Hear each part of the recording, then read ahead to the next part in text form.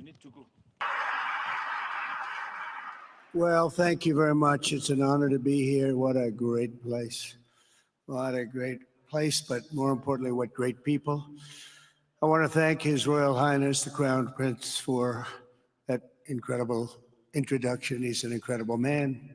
Known him a long time now. There's nobody like him. Thank you very much. Appreciate it very much, my friend. And it's a tremendous honor to return to this beautiful kingdom and be welcomed back with such extraordinary generosity and warmth. I've never forgotten the exceptional hospitality showed to us by King Solomon, who's just, we talk about a great man. That is a great man. That is a great man, a great family.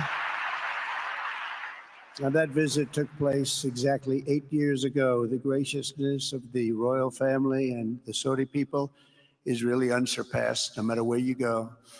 Let me also thank the countless ministers, government officials, business leaders, and distinguished guests for that warm welcome. Very warm, and I know so many of you.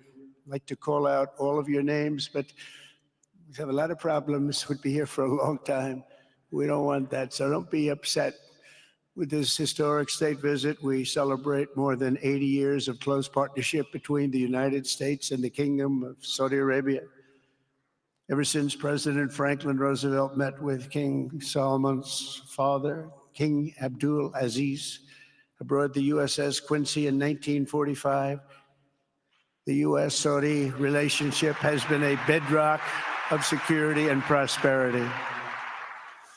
Today, we reaffirm this important bond, and we take the next steps to make our relationship closer, stronger, and more powerful than ever before. It is more powerful than ever before.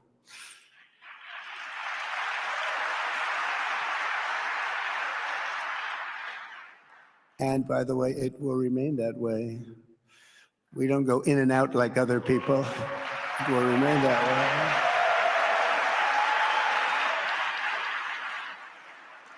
I've come this afternoon to talk about the bright future of the Middle East, but first let me begin by sharing the abundance of good news from a place called America.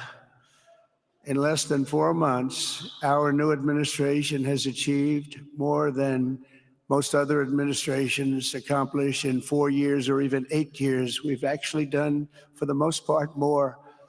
The day I took office, we inherited, thank you. Thank you. The day I took office, we inherited a colossal invasion on our southern border, an invasion like you'd never want to see here. Nobody should ever want to see it. But within weeks, we slashed illegal border crossings to an all-time low, down 99.999%. That's good, even for this great gentleman standing right in front of me. That's a good number.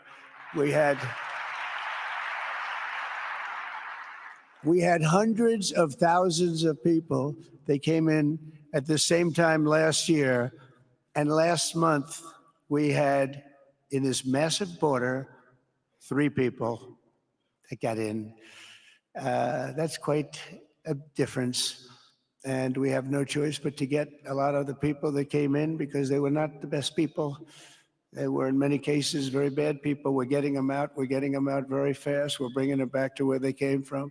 We have no choice. After years of military recruiting shortfalls, enlistments in the U.S. Armed Forces are now the highest in 30 years because there is such an incredible spirit in the United States of America. We have tremendous spirit again. Just about a year ago, it was a big story, front page on every paper all over the world, that nobody wanted to enlist in our military, meaning we were way under enlisted. And just last week it came out that we had the strongest enlistment. They say 30 years, but probably it's maybe ever. They don't go back that far. It's the best, and that includes police officers, firemen, everything else. Is a great spirit in the United States right now. A brand new poll from Rasmussen just showed that the number of Americans who believe the nation is on the right track, they have a right track, wrong track, is now the highest in over 20 years. And it hasn't been anything like this because for many years it was the wrong track. And I can tell you for the last 4 years, it was definitely the wrong track, but it's the highest it's been in many, many years. We renamed the Gulf of Mexico into the Gulf of America. That was very popular, other than perhaps with Mexico. And most importantly, for the people in this room, the days of economic misery under the last administration are rapidly giving way to the greatest economy in the history of the world. We are rocking. The United States is the hottest country, with the exception of your country, I have to say, right? I'm not going to take that on. No, Mohammed, I'm not going to take that on. Wouldn't that be a terrible thing if I made that full statement? But I will not do it. You're hotter. At least as long as I'm up here, you're hotter. But groceries, gasoline, energy, and all other prices are down with no inflation. We have no inflation, and in a few short weeks, we've created 464,000 brand new jobs. Think of that. It's almost 500,000 jobs created just in a matter of weeks. We just reached a historic trade agreement with the United Kingdom, and over the weekend, we reached a breakthrough agreement with China. Both outstanding deals. China's agreed. We have to get it down. We have to get the little details down. Scott, you're going to work on that very hard, but China's agreed to open up to the United States for trade and everything else. But they have to do it, so we'll see what happens. But we had a very, very good meeting with both of those countries. We are cutting 10 old regulations for every new regulation. We're getting rid of all of the red tape that is so many, frankly, countries, as they get older, they develop a lot of red tape, and we're getting rid of it. We're getting rid of it at record levels. And I'm pleased to report that the United States Congress is on the verge of passing the largest tax cut and regulation cut in American history. We think we're in good shape to get that. And if we get that, that will be like a rocket ship for our country. In the first quarter of the year, the investment in America was up an astounding 22%. More than $10 trillion of new investments have been announced or are coming just since the election on November 5th. So think of that. In a very short period of time, we have over $10 trillion, and it could be much higher than that. Not everybody comes to the White House to have a news conference that they're going to be opening up in America, but they're all coming in at numbers that we've never seen before. If you take a look at other presidencies, they wouldn't do $1 trillion sometime in years. We did this in essentially 2 months because you have to say we got into office and they gave me about a month to clean up and fix up the Oval Office. And after that, we started working. And the money is pouring in, the jobs are pouring in, the companies are pouring into our country like we've never seen before. There's never been anything like it. And we let other people tariff us into losing a lot of money and a lot of jobs, and now we're tariffing them. And it's at a level that nobody's seen. It's a level that is making us a very much different country and a very different Republican Party. We won a tremendous victory in November. We won all 7 swing states, the popular vote by millions and millions of votes. The Electoral College, we won by 312 to 226. Remember, they said, well, we could get to 270. We got to 312. That's a big difference. And very importantly, we won counties throughout the United States, 2,660 to 451. That's why when you look at a map, they're all red. So the whole country is red. Red stands for Republican. From the moment on and from the moment we started, we've seen wealth that just poured and is pouring back into America. Apple is investing $500 billion. NVIDIA is investing, and I see my friend is here. Jensen, that's very good, wherever you may be. Thank you very much, because he's putting in $500 billion. TSMC is investing. Where is Jensen, by the way? Where is he? He's standing here. Where is he? I just saw Beth. Thank you very much, Jensen. I mean, Tim Cook isn't here, but you are. What a job you've done. He said he's got 99% of the chip market. I don't know. That's not easy to beat, but what a job you've done. Thank you. We are proud to have you in our country. You know that. Thank you for the investment. TSMC is investing $200 billion, and with this trip, we're adding over $1 trillion more in terms of investment into our country and buying our products. And you know, nobody makes military equipment like us. We have the best military equipment, the best missiles, the best rockets, the best everything, best submarines, by the way, most lethal weapon in the world. In addition to purchases of $142 billion of American-made military equipment by our great Saudi partners, the largest ever. This week, there are multi-billion-dollar commercial deals with Amazon, Oracle, AMD. They're all here. Uber, Qualcomm, Johnson & Johnson, and many, many more. So I want to congratulate everybody. So many great business executives, many of you, most of you I know. And they're coming in, you know, about a month ago. They weren't that happy when they saw me. And now they're saying, sir, you're doing a great job. Thank you very much. It's amazing what a rising market will do. Oh, it's going to get a lot higher. In fact, I told people 5 weeks ago, this is a great time to buy. I got criticized for that. Now they don't criticize me anymore. People should have listened. But it's going to go a lot higher. You see, we've never had anything like this happen. It's an explosion of investment and jobs, and great companies are coming in. Never seen anything like it. There's no better place to make a future or make a fortune, do anything, frankly, than what we have in the United States of America under a certain President, Donald J. Trump. I have the right attitude. I have the same attitude that the people in the front row, second row, third row have. As you get back, perhaps they start to wane a little bit in terms of their view. But they understand, and we're doing what a lot of smart people would do. And we're not necessarily being politically correct. You saw what we did yesterday with healthcare. We've cut our healthcare by 50 to 90%. You're going to see drugs and pharmaceuticals come down at numbers that nobody has ever seen.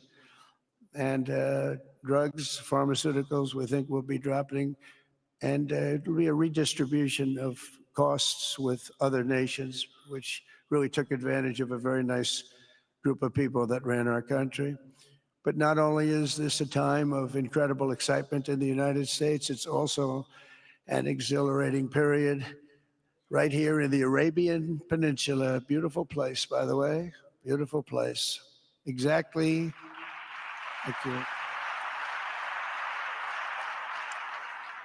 Exactly 8 years ago this month, I stood in this very room and looked forward to a future in which the nations of this region would drive the forces of terrorism and extremism, drive them right out of existence, and take your place among the proudest, most prosperous, most successful nations anywhere in the world as leaders of a modern and rising Middle East. So exciting, so exciting.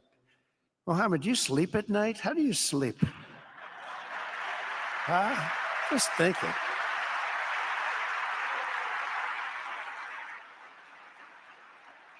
What a job. He tosses and turns like some of us, tosses and turns all night. How do I make it even better all night? It's the ones that don't toss and turn. They're the ones that will never take you to the promised land, won't they? But you have done some job. True. But critics doubted that it was possible what you've done. But over the past 8 years, Saudi Arabia has proved the critics totally wrong. The transformation that has occurred even by these incredible business leaders. I mean, you had the biggest leaders in business anywhere in the world standing right before us. But the transformation that has occurred under the leadership of King Salman and Crown Prince Mohammed has been truly extraordinary. Such a thing has, I don't think, ever happened before. I've never seen anything at that scale happen before. And I guess, you know, maybe you could say the United States is doing pretty well too, but I don't think too many people have seen that happen before. Majestic skyscrapers, the towers that I see, the difference between now and 8 years ago. And 8 years ago was very impressive, but the towers that I see rising, some of the exhibits that I was shown by Mohammed, if what I've seen there is just an amazing, it's amazing process, amazing genius of so many people, architecture, but I have a feeling I know where many of those ideas came from. Happens to be sitting right in this room right before me, but the towers and all of the different, I've seen a lot of different towers. I didn't think there's any version of a tower that I haven't seen in one form or another. Well, I just passed 4 exhibits. I have never seen anything like any of them. So it's going to be very exciting. And they sit among the ancient wonders of a growing and exciting city. It's really amazing. Riyadh is becoming not just a seat of government, but a major business, cultural, and high-tech capital of the entire world. The World Cup is here. Johnny, just stand up, John. Johnny, thank you, Johnny.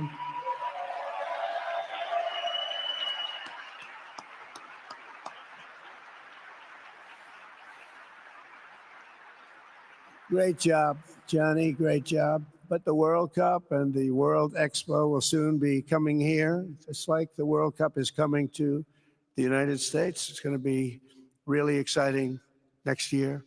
The engines of Formula One racing now roar through the streets of Jeddah in a historic milestone. Other industries recently surpassed oil. Think of it, all of your other industries now have surpassed oil. I don't know if a lot of people will understand what that means. It's so big to make up a majority of the Saudi economy for the very first time ever. So think of that. Other industries are now bigger even than oil, which is always going to be a big monster. It's a big one. But that's a great tribute to you and economic development properly used. In other cities throughout the peninsula, places like Dubai and Abu Dhabi, Doha, Muscat, the transformations have been unbelievably remarkable. Before our eyes, a new generation of leaders is transcending the ancient conflicts of tired divisions of the past and forging a future where the Middle East is defined by commerce, not chaos, where it exports technology, not terrorism, and where people of different nations, religions, and creeds are building cities together, not bombing each other out of existence. We don't want that.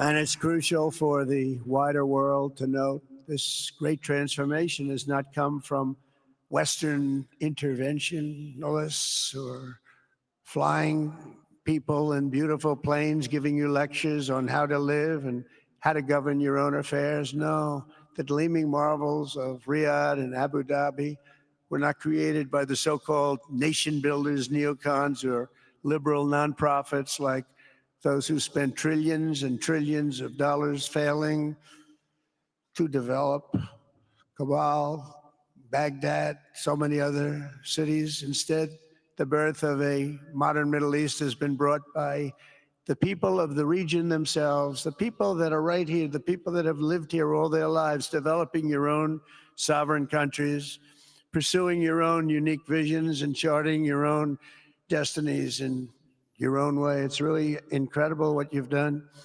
In the end, the so-called nation builders wrecked far more nations than they built, and the interventionists were intervening in complex societies that they did not even understand themselves. They told you how to do it, but they had no idea how to do it themselves. Peace, prosperity, and progress ultimately came not from a radical rejection of your heritage, but rather from embracing your national traditions and embracing that same heritage that you love so dearly.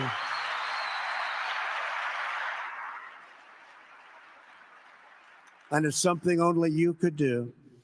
You achieved a modern miracle, the Arabian way. That's a good way.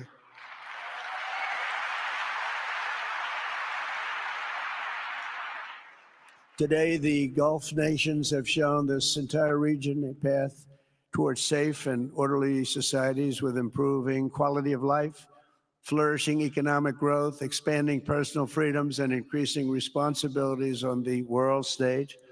After so many decades of conflict, finally it is within our grasp to reach the future that generations before us could only dream about, a land of peace, safety, harmony, opportunity, innovation, and achievement right here in the Middle East. So beautiful. It's such a beautiful thing that's happening. I guess, the people that are here can't even really appreciate it because you see it happening, and it's when you come to a place that you haven't seen in 5 years or 10 years or 20 years that it's even more incredible. When I left office just over 4 years ago, that future seemed almost impossible, what you've done. Together, we had obliterated the killers of ISIS. We wiped them out, terminated its founder and leader, al-Baghdadi. We had healed the divide in the Gulf Cooperation Council. It's a very big deal. And united the nations of the region to stand against the enemies of all civilization. We'd imposed unprecedented sanctions on Iran and starved the regime of resources to fund terror. They were unable to fund anything because they had no money left. They had no money. But the new administration came in and let them have a lot of money, and you saw what happened. It was not money well spent. And with the historic Abraham Accords that we're so proud of, all the momentum was aimed at peace, and it aimed very successfully. It's been an amazing thing, the Abraham Accords, and it's my fervent hope, wish, and even my dream that Saudi Arabia, a place I have such respect for, especially over the last fairly short period of time, what you've been able to do, but will soon be joining the Abraham Accords. I think it'll be a tremendous tribute to your country, and it will be something that's really going to be very important for the future of the Middle East. I took a risk in doing them, and they've been an absolute bonanza for the countries that have joined. The Biden administration did nothing for 4 years. We would have had it filled out. But it will be a special day in the Middle East with the whole world watching when Saudi Arabia joins us. And you'll be greatly honoring me, and you'll be greatly honoring all of those people that have fought so hard for the Middle East. And I really think it's going to be something special. But you'll do it in your own time, and that's what I want, and that's what you want, and that's the way it's going to be. When I left office, the only thing still standing between this region and its unbelievable potential was a small group of rogue actors and violent thugs seeking constantly to drag the Middle East backward and into havoc, mayhem, and indeed into war. Unfortunately, instead of confronting these destructive forces, the last U.S. administration chose to enrich them and empower them and give them billions and billions of dollars.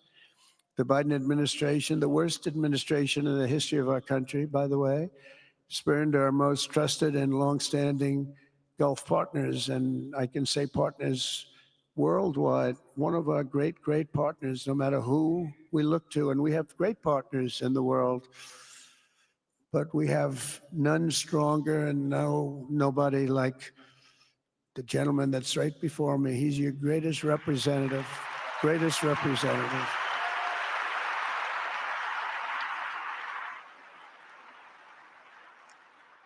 And if I didn't like him, I'd get out of here so fast. You know that, don't you? He knows me well. I do. I like him a lot. I like him too much. That's why we give so much, Too much. I like you too much. Great guy. They lifted sanctions on Iran in exchange for getting nothing, and sent the regime tens of billions of dollars to fund terror and death all over the world. And they laughed at him. They laughed at our leader. And they're still laughing at our leader. They thought him a fool. And they made nothing but trouble ever since, including the funding of October 7th, one of the worst days ever in the history of the Middle East. Horrible day. Biden removed the Houthis from the list of foreign terrorist organizations, even while missiles and drones were being launched right here at your beautiful city of Riyadh, and launched at ships if they happened to be sailing in the wrong location. The Biden administration's extreme weakness and gross incompetence derailed progress toward peace, destabilized the region, and put at risk everything we had worked so hard to build together. And when you think of the great achievements that you've made, to do it in light of a pretty hostile administration, an administration that was not a believer, it makes your achievements even greater. Makes them even greater, you know that. But in a few short months since taking office, we have achieved the swift return of American strength at home and abroad. Now working with the vast majority of people in this region who seek stability and calm, our task is to unify against the few agents of chaos and terror that are left and that are holding hostage the dreams of millions and millions of great people. The biggest and most destructive of these forces is the regime in Iran, which has caused unthinkable suffering in Syria, Lebanon, Gaza, Iraq, Yemen, and beyond. There could be no sharper contrast with the path you have pursued on the Arabian Peninsula than the disaster unfolding right across in the Gulf of Iran. Think of that. They wanted to name it that. I said, they're not going to let them do that. Do you mind if I stop that? I stopped it. We're not going to let that happen.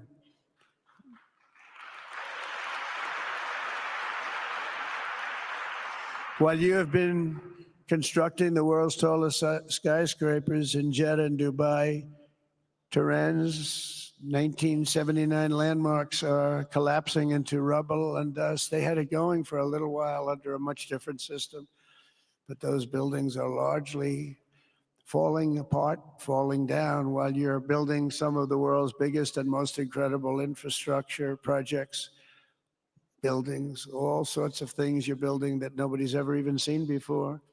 Iran's decades of neglect and mismanagement have left the country plagued by rolling blackouts lasting for hours a day. All the time you hear about it.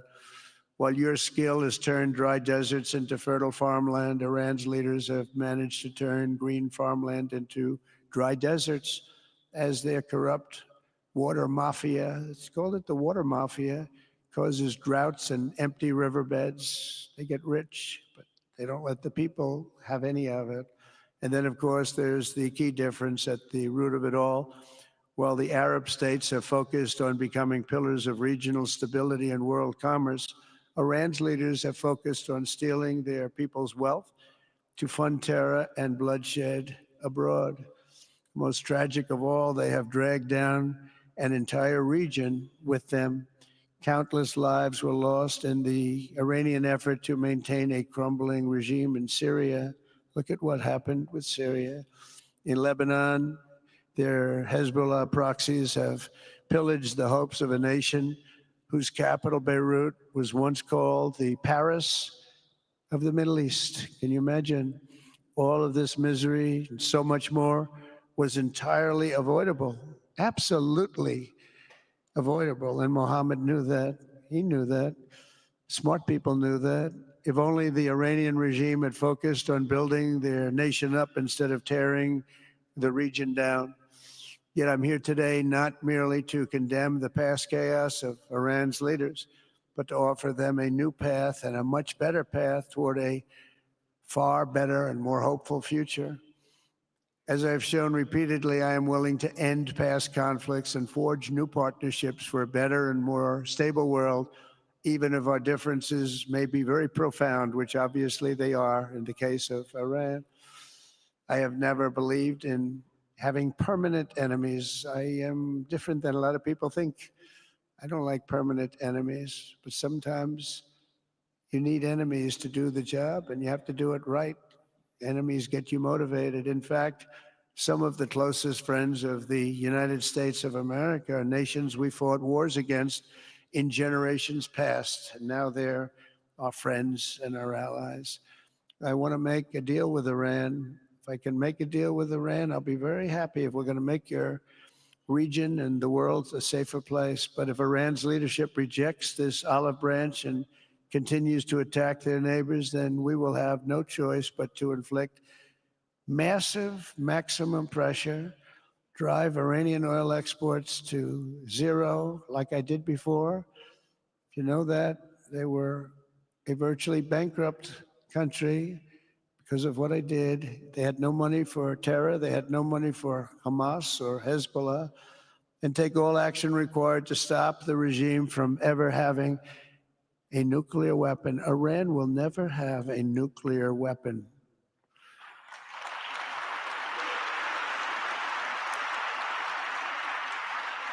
But with that said, Iran can have a much brighter future, but will never allow America and its allies to be threatened with terrorism or nuclear attack.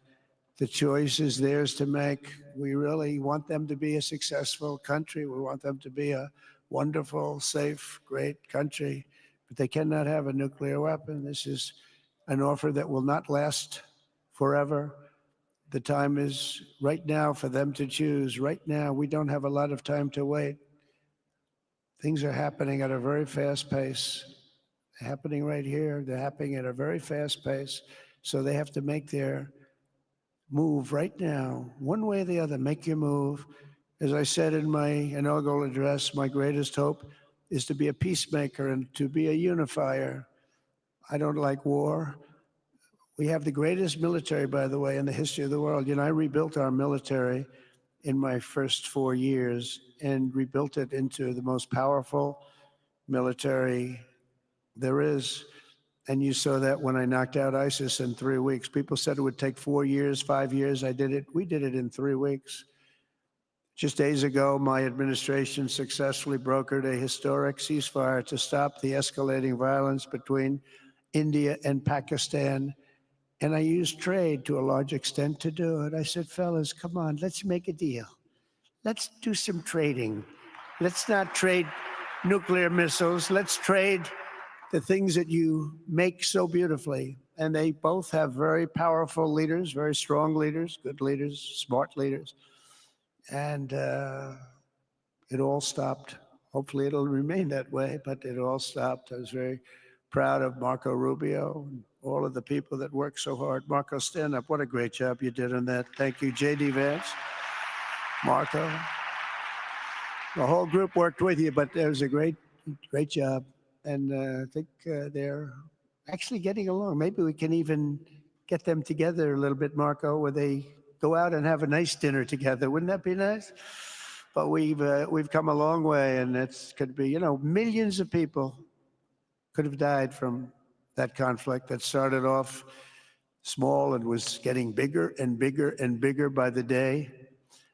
I've also been working relentlessly to end the terrible bloodshed between Russia and Ukraine, and very importantly, talks are being held in Turkey later this week, probably on Thursday, and they could produce some pretty good results.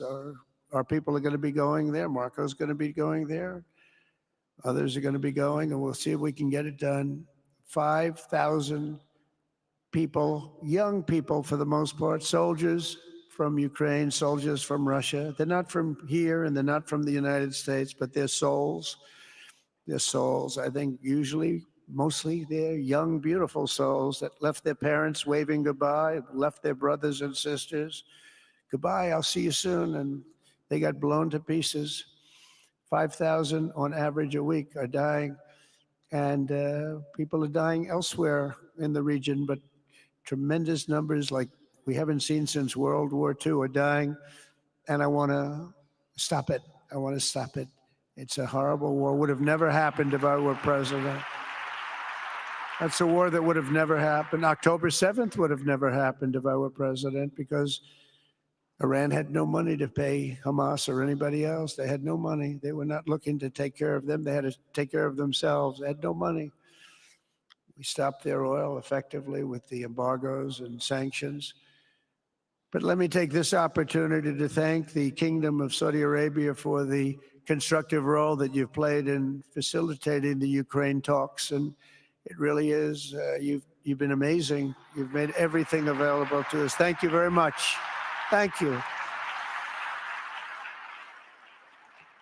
And if we get that settled, we'll pay a special tribute to what you've done. You really did lay a great groundwork. Thank you very much. Appreciate it. The West should not be dragging itself backward into another endless war in Europe, yet another endless war.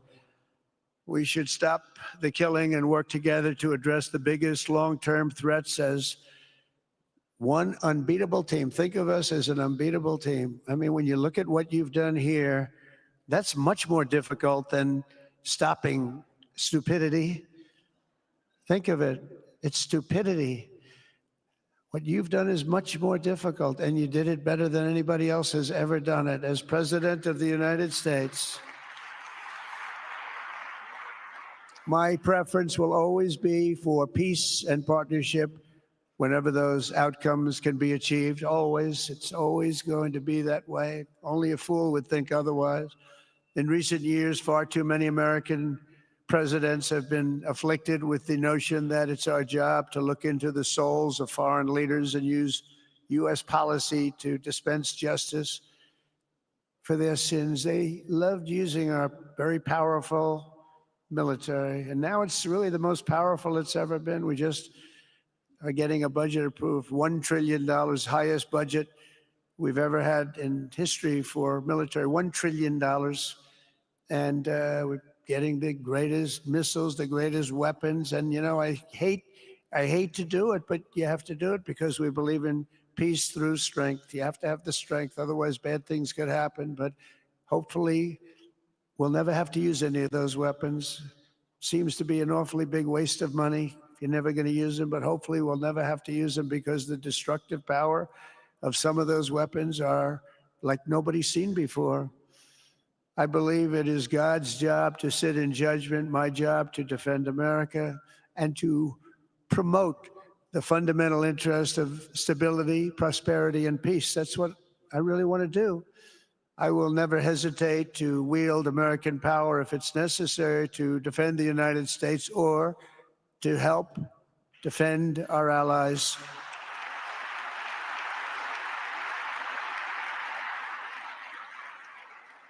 And there will be no mercy for any foe who tries to do us or them harm. We will have no mercy. They understand that. That's why I've been pretty lucky. A lot of people think, you know, he's looking to fight. He's looking to fight, and things get settled. It's an amazing thing when they really think you mean it.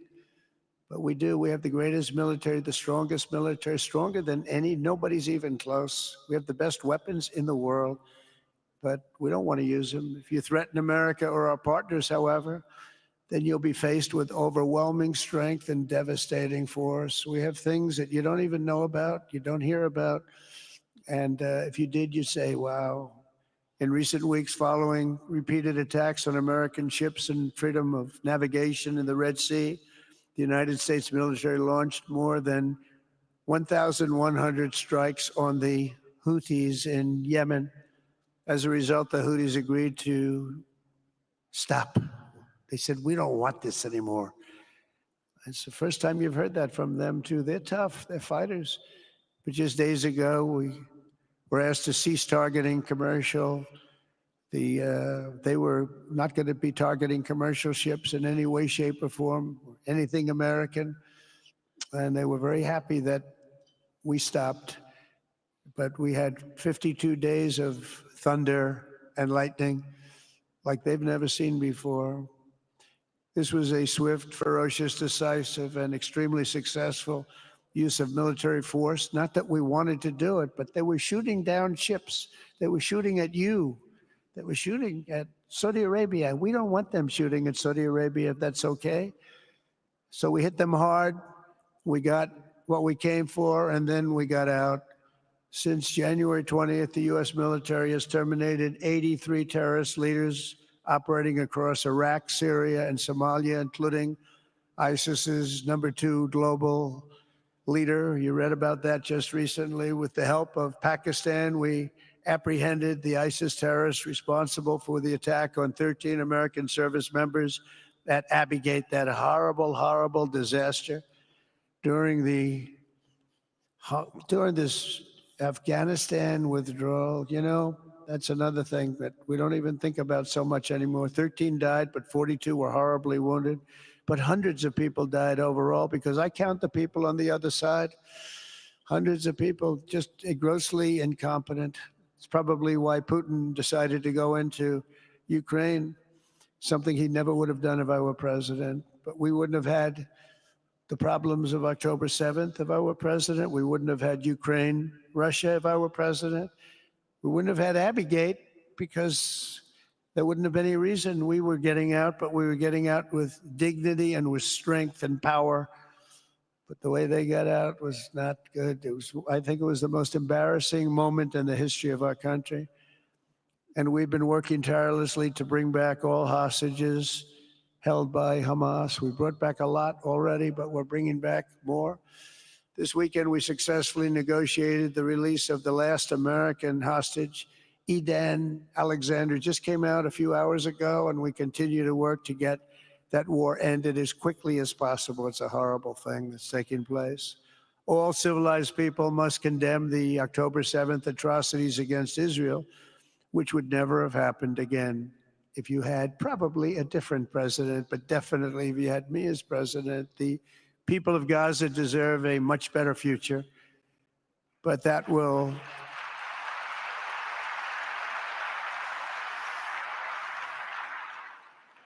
or can not occur as long as their leaders choose to kidnap, torture, and target innocent men, women, and children for political ends. The way those people are treated in Gaza, there's not a place in the world where people are treated so badly. It's horrible.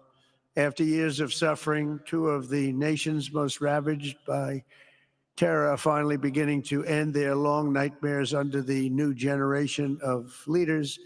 In Lebanon, where a friend of mine has just become the ambassador. He's going to be great. I said, you know, that could be a very dangerous job. He said, I was born there.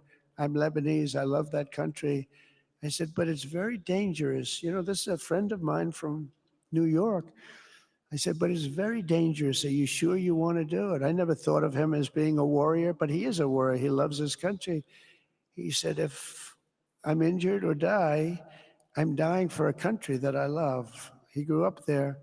It's horrible what's happened in Lebanon, but you have a great ambassador, I can tell you that. In Lebanon, which has been endlessly victimized by Hezbollah and their sponsor, Iran, a new president and prime minister have brought the first real chance in decades for a more productive partnership with the United States, and we're going to work with their new ambassador and everybody else, Marco, and we're going to see if we can really help them out and let them get over that very high grid that they're going to have to get over. My administration stands ready to help Lebanon create a future of economic development and peace with its neighbors. They have tremendous people in Lebanon, doctors, lawyers, great professional people. I hear it so many times. Likewise, in Syria, which has seen so much misery and death, there is a new government that will hopefully succeed in stabilizing the country and keeping peace. That's what we want to see in Syria. They've had their share of travesty, war, killing, many years. That's why my administration has already taken the first steps toward restoring normal relations between the United States and Syria for the first time in more than a decade. And I'm very pleased to announce that Secretary Marco Rubio will be meeting with the new Syrian foreign minister in Turkey later this week. And very importantly, after discussing the situation in Syria with the Crown Prince, your Crown Prince,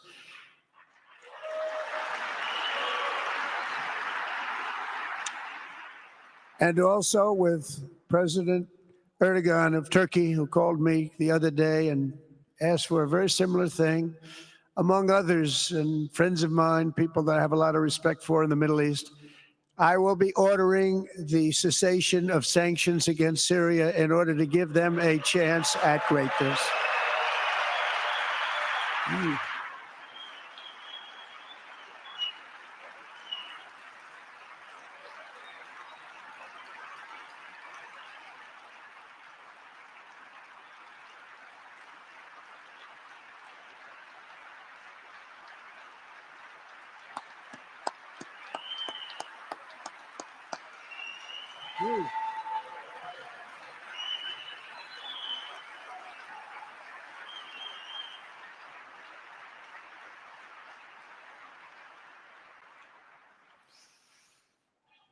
Oh, what I do for the Crown Prince. The sanctions were brutal and crippling and served as an important, really an important function, nevertheless, at the time. But now it's their time to shine. It's their time to shine. We're taking them all off, and they're going to have, I think they're going to have, based on the people and the spirit and everything else that I'm hearing about. So I say, good luck, Syria. Show us something very special like they've done, frankly, in Saudi Arabia. Okay, they're going to show us something special. Very good people. Everywhere we can, my administration is pursuing peaceful engagement, offering a strong and steady hand of friendship to all that will take it in good faith. Together, we have made unprecedented strides and tremendous progress, and we're still just at the dawn of the bright new day that awaits for the people of the Middle East, the great, great people of the Middle East. If the responsible nations of this region seize this moment, put aside your differences and focus on the interests that unite you, then all of humanity will soon be amazed at what they will see right here in this geographic center of the world. It really is. It's like a center of the world and the spiritual heart of its greatest faiths. For the first time in 1,000 years, the world will look at this region not as a place of turmoil and strife and war and death, but as a land of opportunity and hope, just like you've done right here, a cultural and commercial crossroads of the planet. Security and stability will lift millions into lives of safety and success, and the nations of this region will be free to realize your highest destinies, honor your proud histories, harness amazing new opportunities, and bring incredible glory to Almighty God. People will come from all over the globe to be inspired by the cities you build, the businesses you create, the technologies you invent, and the beauty, talent, and potential you unleash right in the hearts of your citizens. Each of you will be able to take tremendous pride in the legacy you will leave to your children, because you will have given them the ultimate blessings of prosperity and peace. So important. In the United States, we've launched the golden age of America. It's the golden age. We see it. We see it with all that money, trillions and trillions of dollars pouring in, hundreds of thousands of jobs coming in with it. And with the help of the people of the Middle East, the people in this room, partners throughout the region, the golden age of the Middle East can proceed right alongside of us. We will work together. We will be together. We will succeed together. We will win together. And we will always be friends.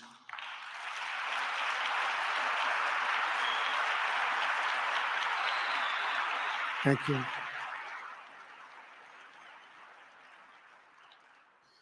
So, Mohammed, I want to thank you again very much for having me. And as a representative of what I think is the greatest nation in the world, we are with you all the way, and you have a tremendous future. Thank you very much. And please pay my respects to your father. Thank you very much. Thank you.